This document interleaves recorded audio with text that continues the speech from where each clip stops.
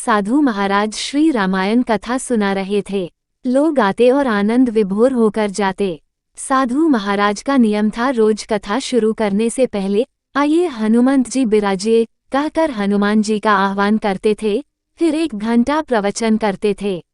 एक वकील साहब हर रोज कथा सुनने आते।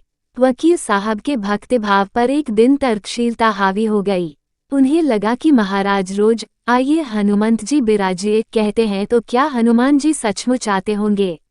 अतः वकील साहब ने महात्मा जी से पूछ ही डाला, महाराज जी आप रामायण की कथा बहुत अच्छी कहते हैं, हमें बड़ा रस आता है, परंतु आप जो गद्दी प्रतिदिन हनुमान जी को देते हैं उस पर क्या हनुमान जी सचमुच विराजते हैं।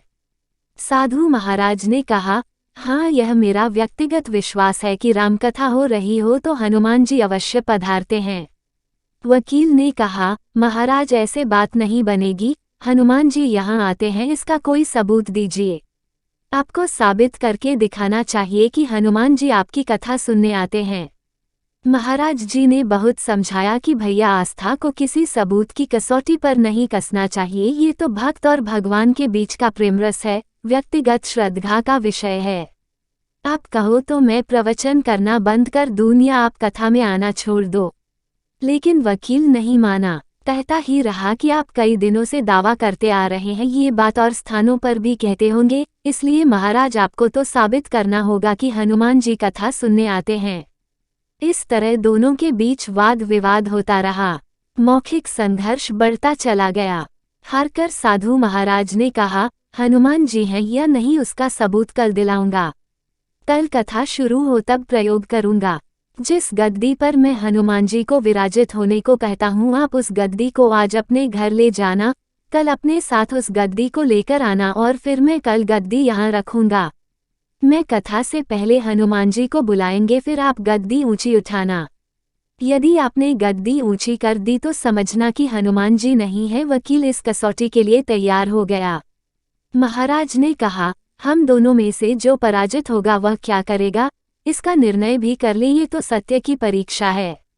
वकील ने कहा, मैं गद्दी ऊंची ना कर सका तो वकालत छोड़कर आपसे दीक्षा ले लूंगा। आप पराजित हो गए तो क्या करोगे। साधु ने कहा, मैं कथावाचन छोड़कर आपके ऑफिस का चपरासी बन जाऊंगा। अगले दिन कथा पंडाल में भारी भीड़ हुई। जो लोग रोजाना कथा सुनने नहीं आते थे वे भी भक्ति, प्रेम और विश्वास की परीक्षा देखने आए। काफी भीड़ हो गई, पंडाल भर गया। श्रद्धा और विश्वास का प्रश्न जो था। साधु महाराज और वकील साहब कथा पंडाल में पधारे। गद्दी रखी गई। महात्मा जी ने सजल नेत्रों से मंगलाचरण किया और फिर बोले, आइए हनुमंत जी बिराजिए। ऐसा बोलते ही साधु महाराज के नेत्र सजल हो उठे। मन ही मन साधु बोले, प्रभु आज मेरा प्रश्न नहीं बल्कि रघुकुल रीति की परंपरा का सवाल है। मैं तो एक साधारण जन हूँ, मेरी भक्ति और आस्था की लाज रखना। फिर वकील साहब को निमंत्रण दिया गया, आइए गद्दी ऊंची कीजिए। लोगों की आंखें जम गईं।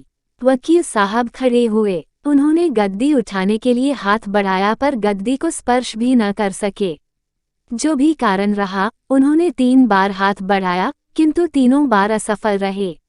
महात्मा जी देख रहे थे, गद्दी को पकड़ना तो दूर वकील साहब गद्दी को छू भी न सके।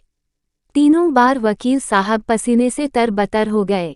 वकील साहब साधु महाराज के चरणों में गिर पड़े और बोले, महाराज गद्दी उठाना तो दूर, मुझे नहीं मालूम कि क्यों मेरा हाथ भी गद्दी तक नहीं पहुंच पा रहा है। अतः मैं अपनी हार स्वीकार करता हूँ। कहते हैं कि श्रद्धा और भक्ति के साथ की गई आराधना में बहुत शक्ति होती है। मानो तो देव नहीं तो पत्थर। प्रभु की मूर्ति तो पाषाण की ही होती है, लेकिन भक्त के भाव से उसमें प्राण प्रतिष्ठा होती है तो प्रभु विराजते हैं। जय श्री बजरंग बली।